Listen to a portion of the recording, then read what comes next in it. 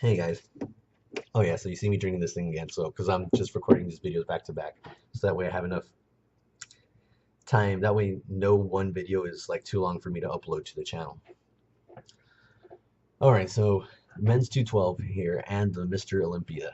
So, excuse me. Men's 212 first. I didn't get to see a whole lot of it. I remember that Jose Raymond looked crazy, looked redonkulous. He was probably his best look ever. Some I heard from online stuff, some of the gurus were saying that he may have been a little bit tighter in other competitions, but that this was his best overall look. I don't know, man. I'm well, just comparing to previous Olympias that I've seen him, I think this is probably the tightest he's ever been at an Olympia.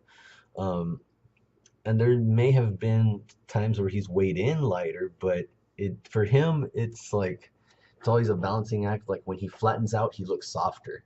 So, but here he just looked crazy. His veins were popping out all over the place. Not that vascularity is actually a criteria, but when you're conditioned and you have veins, that's when you get that grainy look. And that's, to me, Jose Raymond had that grainy look at this year's Olympia.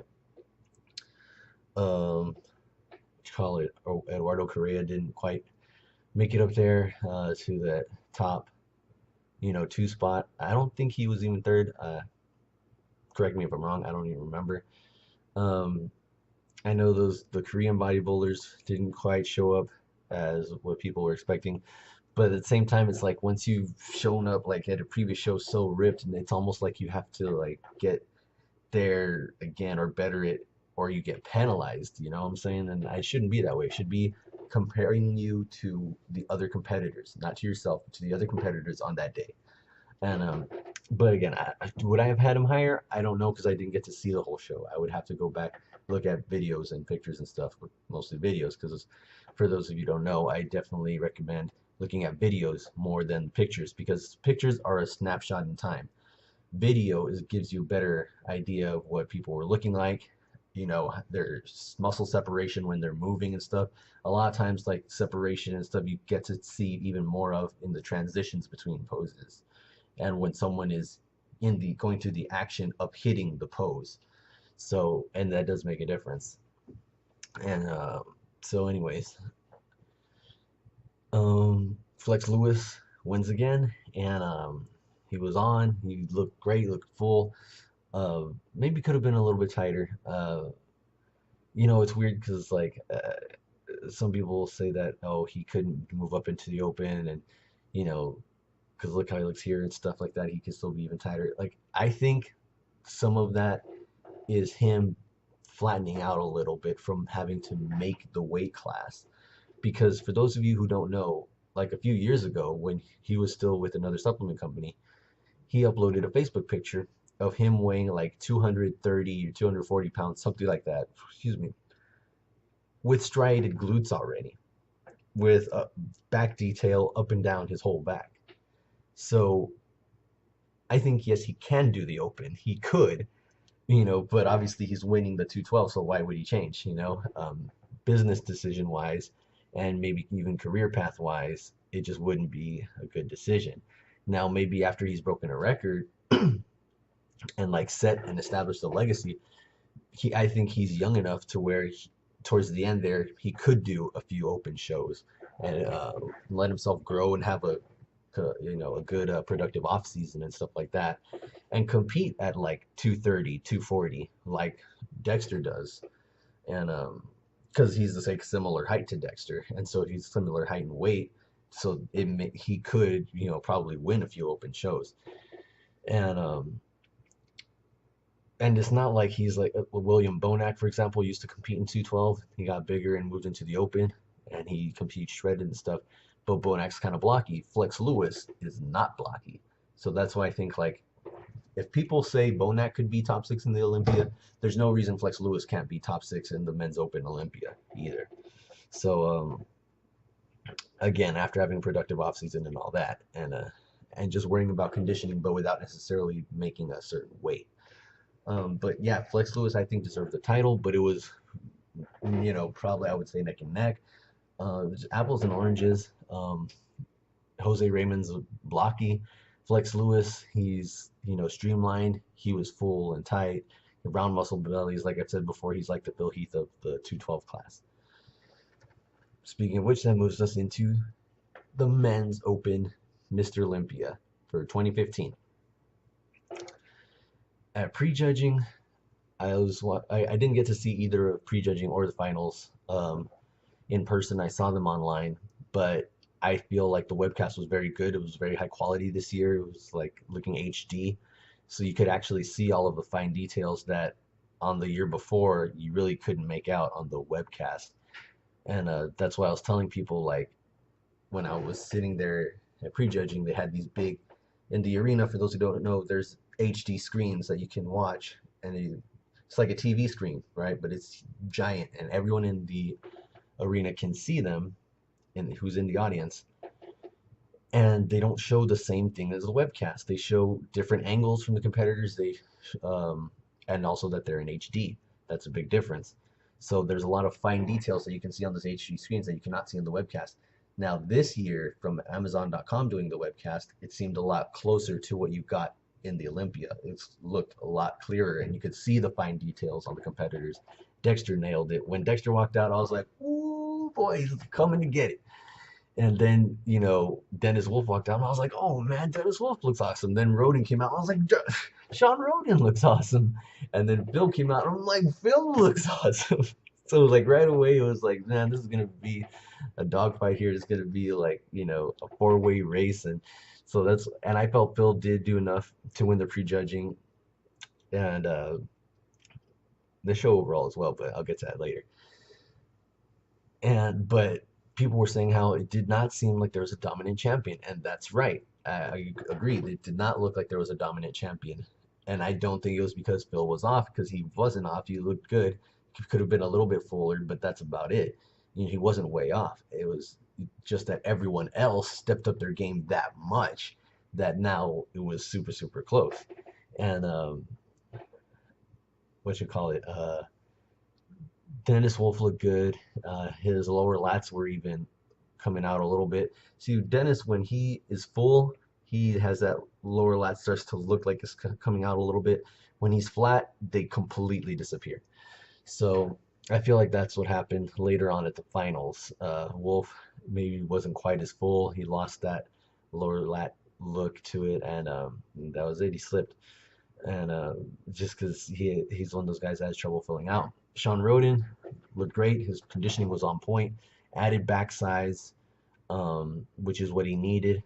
Only knock on him was he had a little bit of a pooch in his gut and his lower abdomen. It wasn't that bad. Some people were like crying about and stuff. It was not that bad. It's just that bodybuilding's about comparisons.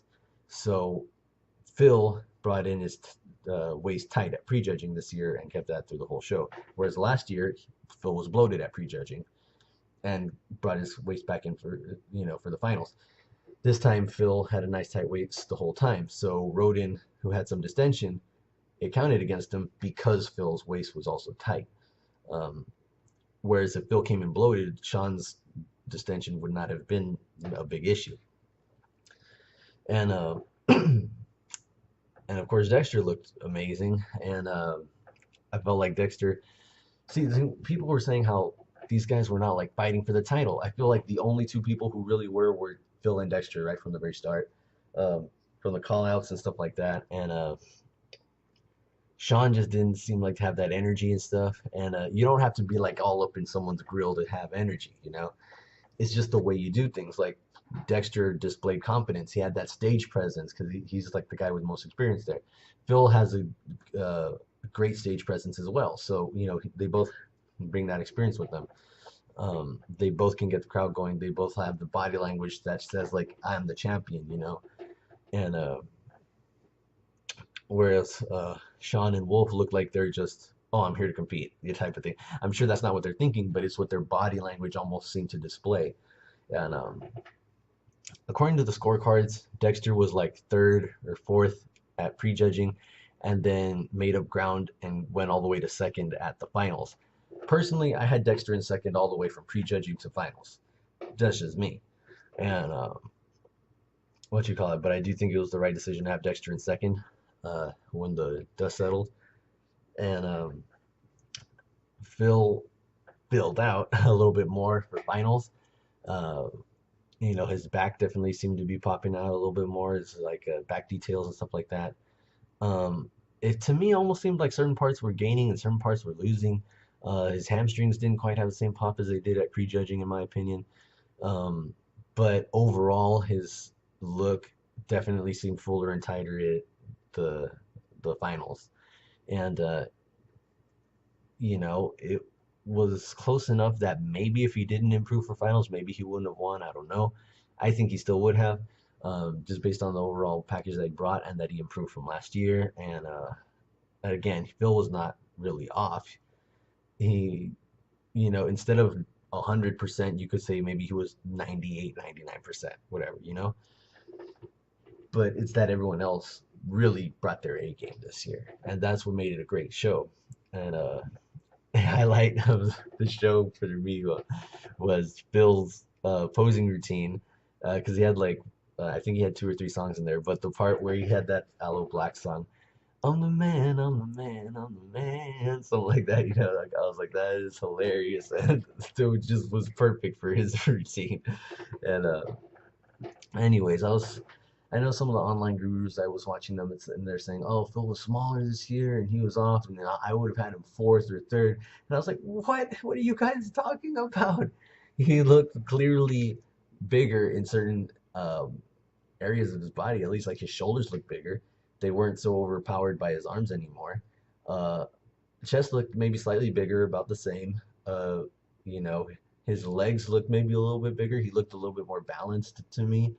Um, but yeah, his arms were not like quite as overpowering as they had been in some years past, and his shoulders definitely looked rounder. So I think Phil did an interview somewhere, and he said like he actually weighed less and this year than last year. But I mean, regardless of that, he looked bigger, and again, especially in the shoulders. And for people who say that Dexter should have won, I can see that to some extent, but at the same time, I say no because Phil was basically a bigger version of Dexter. So how are you gonna say Dexter can win if Phil's got very similar proportions but bigger? It doesn't make sense. And Phil had great conditioning too. So Dexter had great conditioning, but Phil had great conditioning too. So it's like, it's almost like they're very, very similar, but one is bigger. So you're gonna go with the bigger one. That's just how it works. You know, and but yeah, Dexter, complete bodybuilder as well. Phil's a very complete bodybuilder, and so I think the decision was the right one. And yeah, again, I don't know what these uh, contest commentators were. I don't know what they were watching. How that Phil was off and that it was a disappointing Olympia. Like, no, it wasn't. Like I thought it was going to be disappointing because Kai wasn't there and he wasn't competing, and I would have loved to see him compete and see what he would have brought and him versus Phil and stuff like that. But it turned out it wasn't a disappointing Olympia. It turned out that Wolf, Roden, and Dexter Jackson all brought their A game and made it a really interesting show. So, and in the end, Phil ended up winning again, deservedly so, in my opinion. Again, all the top four were really great. And that is my review of the 2015 Mr. Olympia.